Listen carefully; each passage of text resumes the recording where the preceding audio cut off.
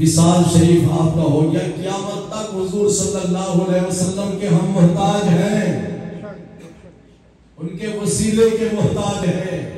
ارشاد فرمایا اگر تو مجرم ہے، جرم بخشوانا چاہتا ہے، تو گناہگار ہے، گناہ بخشوانا چاہتا ہے، تو میرے محبوب کی بارگاہ میں حاضر ہو جائے، ان کی بارگاہ میں حاضر ہو جائے۔ پھر حاضر ہونے کے بعد کیا ہوگا؟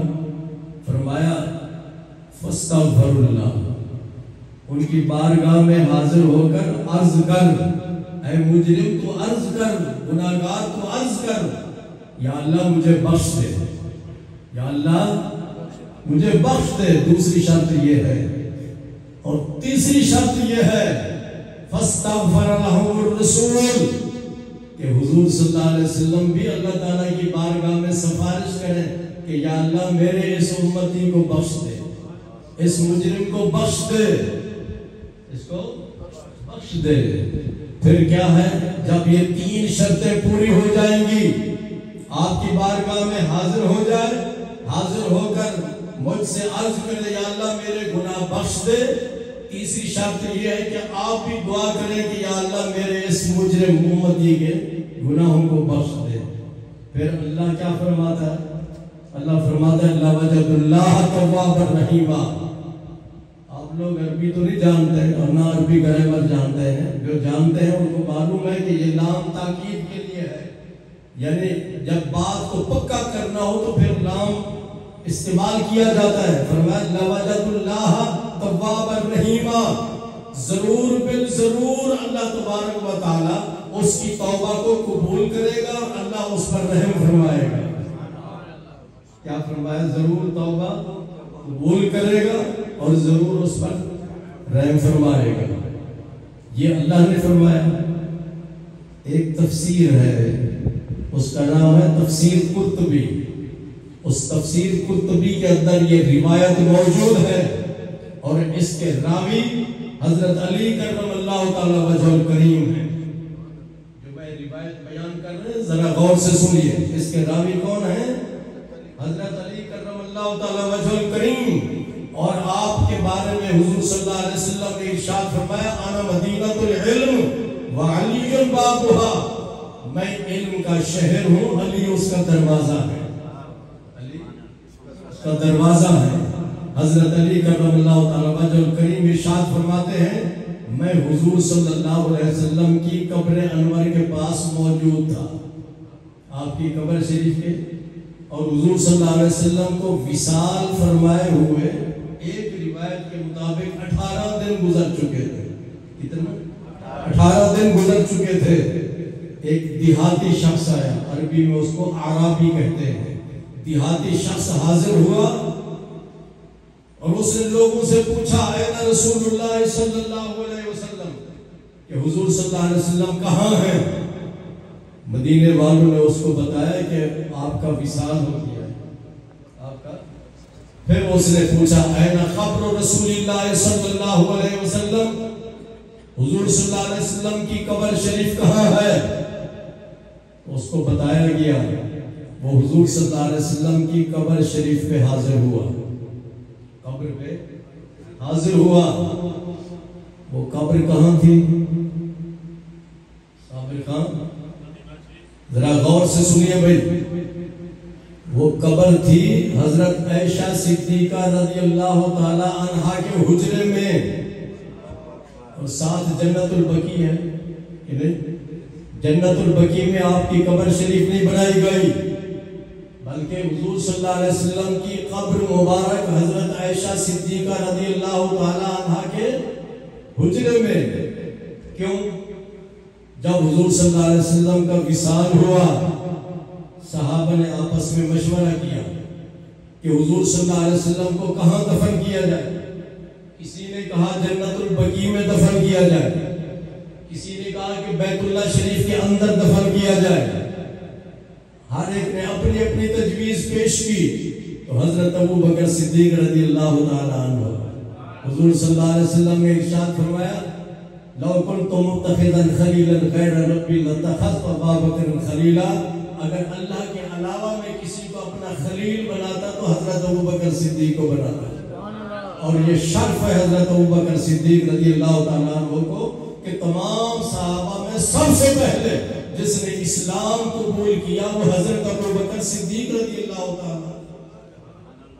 تو حضرت ابوبکر صدیق رضی اللہ تعالیٰ عنہ نے تمام صحابہ کے مشورے سنے، اور مشورہ سننے کے بعد آپ نے ارشاد فرمایا، میں نے حضور صلی اللہ علیہ وسلم سے حدیث سنی ہے، آپ نے ارشاد فرمایا کہ نبی کا جس جگہ وصال ہو، نبی کا جس جگہ وصال ہو نبی کو اسی جگہ دفن کیا جائے، نبی کا جس جگہ وصال ہو اسی جگہ نبی کو دفن کیا جائے۔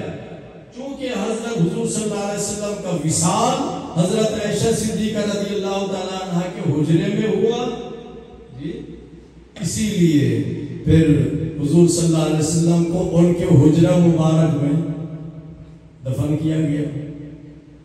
حجرے کی دیواریں ہوتی ہیں کہ نہیں، چھت ہوتی ہے کہ نہیں، کمرے کی چھت اور دیواریں ہوتی ہیں یا نہیں، عمارت ہوتی ہے یا نہیں۔ جب دفن کیا گیا اب صحابہ نے یہ نہیں کہا کہ یہ دیواریں گرا دو، یہ دیواریں اور قبر کو اوپن کر دو، قبر شریف کو اوپن کر دو، یہ نہیں کیا۔ دیواریں وہ مکان اسی طرح موجود رہا، اس مکان کے اندر حضور صلی اللہ علیہ وسلم کو دفن کیا گیا۔ اب بزرگوں کے جو مزار بناتے ہیں، گنبد بناتے ہیں کہ مزار بناتے ہیں، اس کا جواز یہی ہے، اس کی وجہ یہی ہے کہ اللہ کے نیک بندوں کے اعزاز کے لیے ان کے لیے عمارت بنائی جائے، ان کے لیے عمارت بنائی جائے۔ عام قبرستان میں عام قبر نہ بنائی جائے بلکہ ان کے لیے عمارت بنائی جائے، ان کے اعزاز کے لیے، ان کے احترام کے لیے اور ان کی بزرگی کے لیے باقاعدہ۔ تو عمارت کو گرانا جائز نہیں ہے، اگر جائز ہوتا تو حضرت ابوبکر صدیق اور تمام صحابہ اس عمارت کو گرا دیتے، جیسے کہ بعض لوگوں نے جنت البقیع میں جو مزار بنے ہوتے حضرت فاطمہ الزہرا رضی اللہ تعالیٰ عنہ کا، حضرت عثمان غنی کا اور دوسروں کا، ان کو گرا دیا گیا، تو یہ گرانا جائز نہیں ہے۔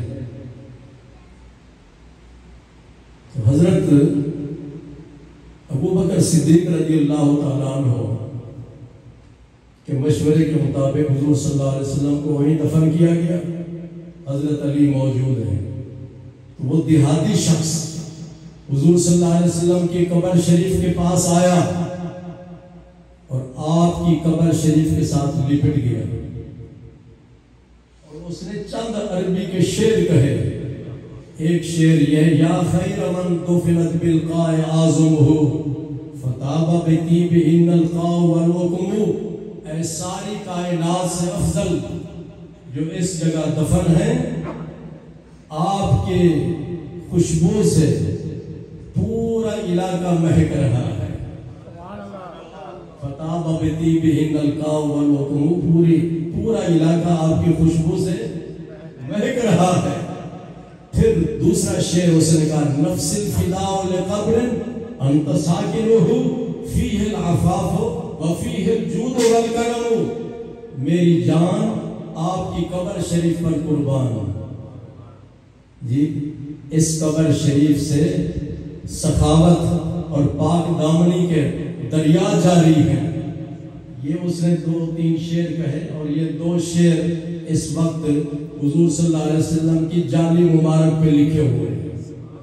جالی جو پڑھے لکھے لوگ ہیں، حاجی صاحبان یا عمرہ کرنے والے جب وہاں جاتے ہیں تو ان کو پتہ چل جاتا ہے کہ حضور صلی اللہ علیہ وسلم کی جالی مبارک پہ یہ 2 شعر موجود ہیں۔ اچھا، لپٹ کر یہ شعر کہے اس نے، اور رو رو کر عرض کرتا ہے، یا رسول اللہ میں گناہگار ہوں، اور گناہ بخشوانے کے لیے اللہ نے ارشاد فرمایا کہ میرے محبوب کی بارگاہ میں حاضر ہو جاؤ، میں آپ کی خدمت میں حاضر ہوں، آپ کی خدمت میں حاضر ہوں، میرے لیے سفارش فرمائے کہ اللہ تعالیٰ میرے گناہوں کو معاف کر۔ رو رو کر عرض کر رہا ہے بہت زیادہ رویا۔ حضرت علی کرم اللہ تعالیٰ وجہ الکریم ارشاد فرماتے ہیں فَنُودِيَ مِنَ الْقَبْرِ إِنَّهُ قَدْ غُفِرَ لَكَ، کہ قبر شریف سے آواز آئی، قبر شریف سے آواز آئی، رونے والے تم نہ رو، اللہ نے تیرے تمام گناہوں کو معاف فرما دیا۔ آواز اس وقت آتی ہے جب قبر والا زندہ ہو۔ جی قبر والا، حضرت علی اس کے گواہ ہے۔ کون ہے اس کے گواہ؟ حضرت علی۔ وہ تو جھوٹ نہیں بول سکتے۔ جی آج کل جتنا بھی بڑے سے بڑا شخص جھوٹ بول سکتا ہے، لیکن حضرت علی تو صحابی رسول ہیں، داماد رسول ہیں، جن کے بارے میں حضور صلی اللہ علیہ وسلم نے فرمایا، میں سنا چکا ہوں حدیث، انا مدینۃ العلم وعلی بابھا، میں علم کا شہر ہوں، علی اس کا دروازہ ہے۔ سمجھ رہے ہیں آپ؟ وہ تو جھوٹ نہیں بولتے۔ وہ فرماتے ہیں قبر شریف سے، لودھی سے، قبر شریف سے آواز آئی انہو قد غفر لک، رونے والے تم نہ رو، اللہ تعالیٰ نے تیرے گناہوں کو معاف فرما دیا۔ اب سوال یہ پیدا ہوتا ہے کہ اللہ نے تو فرمایا گناہ بخشوانا ہو تو میرے محبوب کے پاس آ جاؤ، میرے حاجی شفیق صاحب کے پاس پیسے تھے تو یہ تو پہنچ گئے، جی حاجی صادق کے پاس پیسے تھے یہ پہنچ گئے، جنہوں نے حج کیا وہ تو پہنچ جاتے ہیں، جن جو عمرہ کرتے ہیں وہ تو پہنچ جاتے ہیں، اور جن بیچاروں کے پاس پیسے نہیں ہوتے وہ تو وہاں نہیں پہنچ سکتے۔ پھر گناہ کیسے بخشوائیں ہم؟ جو لوگ نہیں پہنچ سکتے وہ اپنا گناہ کیسے بخشوائیں؟ اس کا جواب امام غزالی نے دیا ہے۔ کس نے؟ جو اپنے وقت کے مجدد تھے، اپنے وقت کے محدث تھے، اپنے وقت کے فقیہ تھے، اپنے وقت کے بہت بڑے عالم تھے۔ آپ فرماتے ہیں اپنی کتاب احیاء العلوم میں کہ جب تو نماز پڑھے، نماز میں ہم پڑھتے ہیں نا تحیات للہ والصلوات والطیبات، پڑھتے ہیں یا نہیں؟ تو امام غزالی فرماتے ہیں الطیبات پر رک جا، اے نمازی الطیبات پر رک جا، وَأَحْضِرْ فِي قَلْبِكَ شَخْصَهُ الْكَرِيمَ فَقُلْ السَّلَامُ عَلَيْكَ أَيُّهَا النَّبِيُّ وَرَحْمَةُ اللَّهِ وَبَرَكَاتُهُ۔ رکنے کے بعد یہ تصور کر، رانا قاسم یہ تصور کر کہ حضور صلی اللہ علیہ وسلم میرے سامنے تشریف فرما ہے۔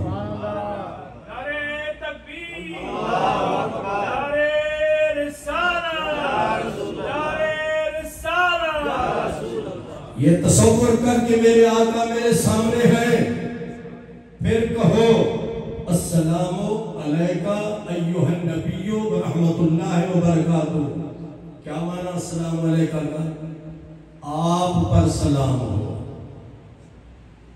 تجھ پر سلام ہو، اور اگر کوئی آدمی سامنے نہ ہو تو کہا جاتا ہے اس کو سلام دے، اس کو، اور جو سامنے ہو تو پھر کیا کہیں گے؟ السلام علیکم۔ سرکار مدینہ صلی اللہ علیہ وسلم امام غزالی فرماتے ہیں تو یہ تصور کر کے آقا کریم میرے سامنے، پھر تم کہو السلام علیکہ ایہا النبی، اے اللہ کے نبی آپ پر سلام ہو اور اللہ کی رحمت ہو اور اللہ کی برکتیں ہو۔ امام غزالی فرماتے ہیں تم نہ گھبراؤ، اگر مدینہ نہیں پہنچ سکتے تو یہیں بیٹھ کے ہی تصور کر لو کہ آقا کریم صلی اللہ علیہ وسلم ہر جگہ موجود ہیں۔ اللہ تعالیٰ نے قرآن پاک میں ارشاد فرمایا اِنَّا أَرْسَلْنَاكَ شَاهِدًا، ہم نے آپ کو شاہد بنا کر بھیجا۔ آپ کا ایک نام کیا ہے؟ سرکار کے 99 نام مشہور ہے نا، ان 99 ناموں میں سے آپ کا ایک نام شاہد بھی ہے، بولے کیا نام ہے؟ شاہد۔ شاہد کا معنی حاضر ناظر، کیا معنی؟ حاضر، حاضر کا معنی موجود، ناظر کا معنی دیکھنے والا۔ حضور صلی اللہ علیہ وسلم کا جسم پاک ہمارا عقیدہ یہ ہے، آپ کا جسم پاک قبر انور میں ہے۔ کہاں ہے؟ قبر انور میں ہے، اور آپ کی نورانیت اور آپ کی روحانیت ساری کائنات میں موجود ہے۔ یہ سورج دیکھتا ہے، دیکھا ہے آپ لوگوں نے سورج؟ دیکھتے ہو کہ نہیں؟ یہ کہاں ہے؟ کتنے آسمان ہیں؟ 7 آسمان ہیں۔ تو یہ کس آسمان پر ہے؟ بھائی علماء سے سنتے رہتے ہیں، کچھ یاد رکھنا چاہیے. کیوں حاجی صادق؟ حاجی صادق یہ کس آسمان پر ہے؟ چوتھے آسمان پر. یاد رہے گا، یہ سورج اور چاند پہلے آسمان پر، سورج بولو چوتھے آسمان پر. اس کا جو جسم ہے، جسم بڑا بھاری بھرکم جسم ہے، وہ چوتھے آسمان پر ہے. اور فاصلہ کتنا ہے؟ زمین سے لے کے پہلے آسمان تک 500 سال تک بجلی کی رفتار سے کوئی چلتا رہے تو پھر پہلے آسمان تک پہنچتا ہے. پھر پہلے آسمان کی جو موٹائی ہے اس کا ڈبل ہے. پتہ نہیں اربوں خربوں پتموں سنکھوں میل سے بھی زیادہ فاصلے پر سورج ہے. کیا ہے؟ لیکن اس کی روشنی ہر جگہ موجود ہے. جس کو اس کا چوتھے آسمان پر، اور روشنی ساری جگہ ہر جگہ موجود ہے. حضور صلی اللہ علیہ وسلم مدینہ منور 3 ساڑھے 3 ہزار یا 4000 میل کے فاصلے پر ہے. آپ کا جسم پاک قبر انور میں ہے، اور آپ کی نورانیت ساری کائنات میں ہے.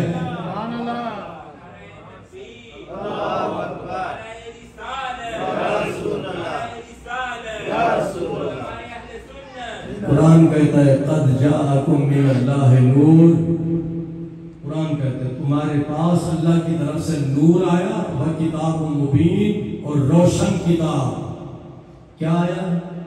نور آیا اور روشن کتاب. نور سے مراد کون ہے؟ میں نہیں کہتا.